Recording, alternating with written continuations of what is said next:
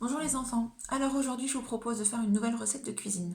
J'ai beaucoup aimé faire un gâteau à la banane avec vous. Du coup, comme mes enfants voulaient avoir des cookies, je me suis dit que c'était une bonne idée de préparer des cookies avec vous.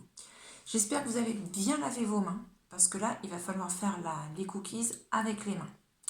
Voilà, vous allez avoir besoin d'un saladier, un bol pour pouvoir faire fondre le beurre et une plaque avec du papier sulfurisé pour pouvoir mettre après les petits morceaux de cookies, de pâte à cookies pour pouvoir les faire cuire, et un verre pour doser.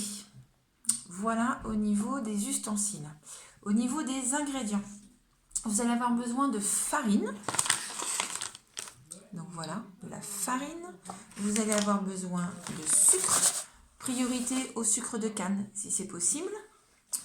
Vous allez avoir besoin de flocons d'avoine.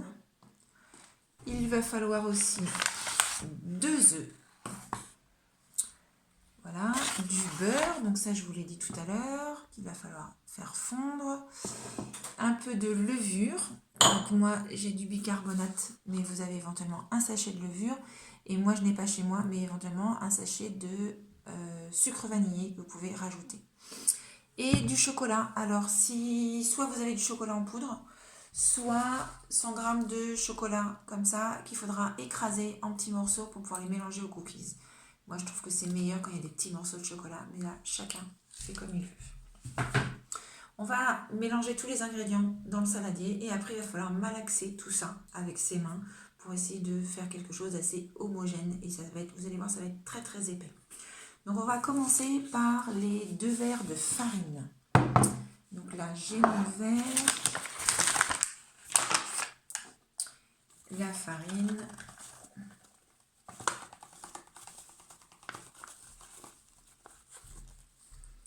Un verre. Alors vous pouvez mélanger les farines. Moi j'aime bien mélanger avec la farine de riz parce que c'est des fois un peu plus léger que de tout faire avec la farine de blé. Mais c'est vraiment comme bon vous semble. Deuxième verre de farine. Ensuite vous pouvez un verre de sucre. Là j'ai plus grand chose je crois. Je vais finir.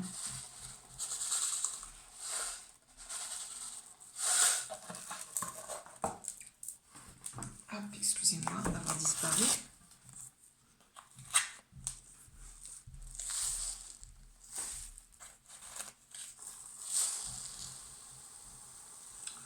Du sucre roux. Il n'a pas tout à fait le même goût que le sucre blanc. Si vous n'avez pas de sucre roux, vous le faites avec du sucre blanc, il n'y a aucun souci. J'ai un petit problème pour le verser.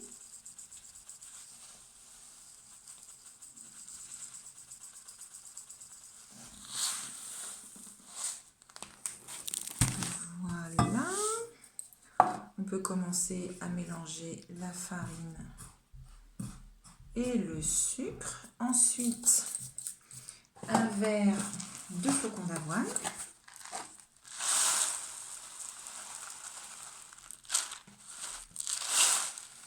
Voilà. On peut également commencer à mélanger la farine, le flocon d'avoine et le sucre. Ça permet de rendre un peu plus homogène l'ensemble des 3 ingrédients. Ensuite, on va casser les œufs. Alors, si vous ne voulez pas le faire avec vos mains, vous pouvez aller prendre une spatule en bois ou une cuillère ou quelque chose si vous préférez. Voilà, ne pas le faire directement avec vos doigts. Moi, ça ne me dérange pas, j'ai l'habitude de faire la pâte à crêpes. Et la pâte à crêpes, on mélange avec ses doigts. La pâte des galettes, pardon. On la fait avec nos doigts. Donc voilà, je mélange. Je commence à bien mélanger et ensuite je vais rajouter le beurre. Alors j'avais déjà coupé, hop, et petit à petit, je peux mélanger mon beurre en l'écrasant. Il était ramolli, il ne faut pas qu'il soit fondu complètement, parce que du coup ça donne pas une bonne texture. Mais il faut qu'il soit un petit peu ramolli pour pouvoir se mélanger plus facilement. Ensuite, vous pouvez rajouter le sucre vanillé quand vous voulez, et puis la levure. Voilà, alors vous allez voir, c'est un peu comme quand vous faites de la pâte à sel finalement. Au début ça colle un peu, puis petit à petit ça va moins coller. Il faut faire preuve de patience. En général les enfants ils aiment bien parce qu'ils ne pas cuire.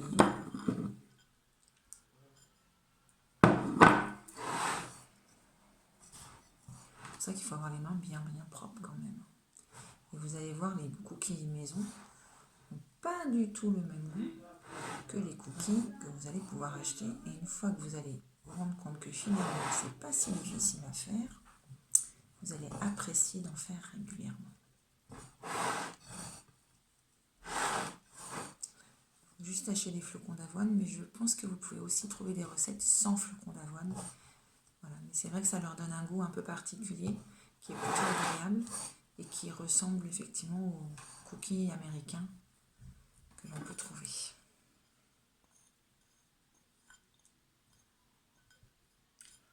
Voilà, toute la fin du beurre.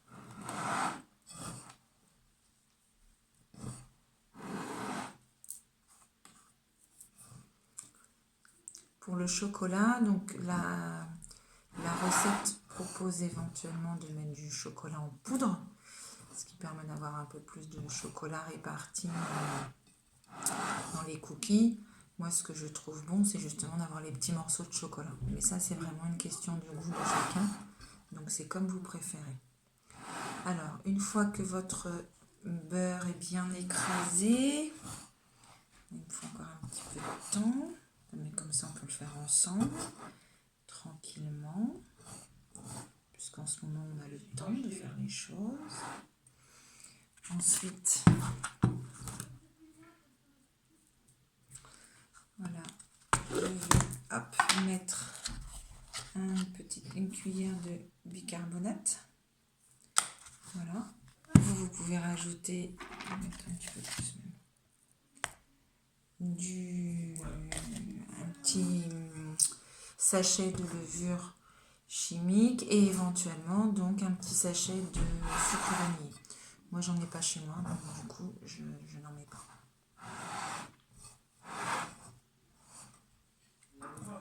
Voilà, une fois que vous avez bien mélangé votre beurre avec la farine, le sucre et les flocons d'avoine, que vous avez incorporé la levure, le sucre vanillé et que vous avez de nouveau bien mélangé, on va pouvoir essayer de mettre le plus de pâte possible. Voilà, on peut frotter nos mains et on va mettre de côté le saladier. On va prendre, c'est ça que j'ai voulu vous dire, éventuellement préparer une planche à découper et le chocolat. En général, ces tablettes, ce sont des chocolats de 200 grammes, donc il faut prévoir une demi-tablette. Moi, je vais enlever là.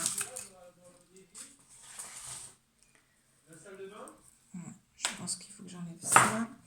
Et là, avec un couteau, alors vous pouvez demander de l'aide pour les plus jeunes. Les grands, vous pouvez vous débrouiller tout seul, je pense. Il faut faire juste bien attention de ne pas mettre pour le couteau. Vous avez la partie tranchante qui est là. Donc, vous ne mettez pas votre doigt.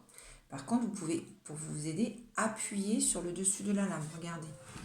Je vous montre. Moi, je mets mon couteau là. J'appuie sur le haut pour pouvoir couper. Ça m'aide parce que le chocolat est très, très dur. Donc, tout ça, ça m'aide à pouvoir mieux...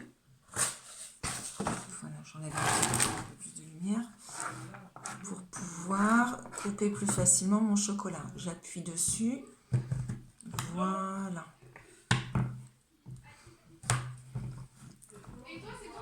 là, je fais mes petits morceaux de chocolat. Si vous n'y arrivez pas, vous pouvez demander de l'aide à papa ou maman ou faire ça ensemble pour que ça puisse aller un tout petit peu plus vite pour faire les petits morceaux de chocolat. Voilà. Donc on continue, on fait toute la tablette et ensuite, enfin les 100 grammes de chocolat. Et ensuite, donc de nouveau, il va falloir mélanger,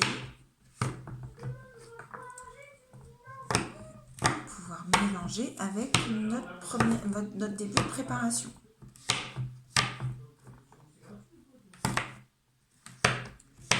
Voilà, alors je vais commencer à mettre ces petits morceaux de chocolat. J'ai plus trop de place sur moi.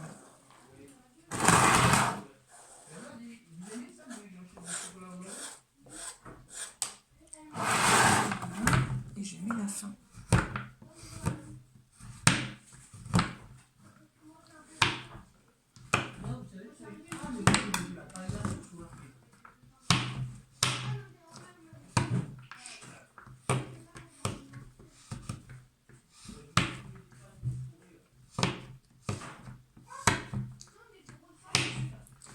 Voilà, et hop, on a presque fini. Finalement, ça fait beaucoup, 100 grammes de chocolat. C'est pour les gros.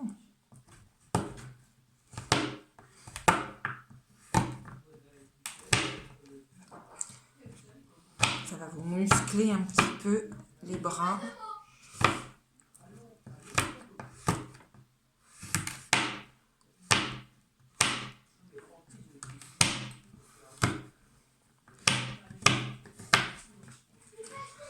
Voilà, moi j'ai fini. Je ne sais pas si vous en êtes. Peut-être que vous étiez plusieurs à couper votre chocolat. Donc ça a peut-être été un peu plus rapide que moi.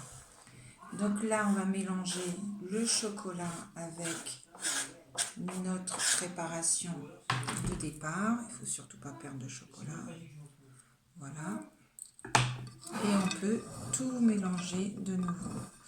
Une fois que vous avez bien mélangé votre préparation, donc je répète, de la farine, du sucre, des flocons d'avoine, du beurre, 2 œufs, un sachet de levure, un sachet éventuellement de sucre vanillé et des petits morceaux de chocolat. Une fois que vous avez bien tout mélangé, vous pensez que c'est à peu près mélangé de façon homogène, donc c'est-à-dire que vous avez une espèce de pâte où vous n'avez pas des morceaux de beurre dans un sens et les morceaux de chocolat dans un autre, mais que vous avez à peu près partout du chocolat dans toute votre préparation, que le beurre a bien fondu partout. À ce moment-là, vous prenez votre plaque et sur votre plaque, vous faites des petits tas. Voilà, comme ça. Donc vous en mettez sur votre plaque. Ensuite, il faudra mettre le four à 180 et vous pouvez les garder une dizaine de minutes.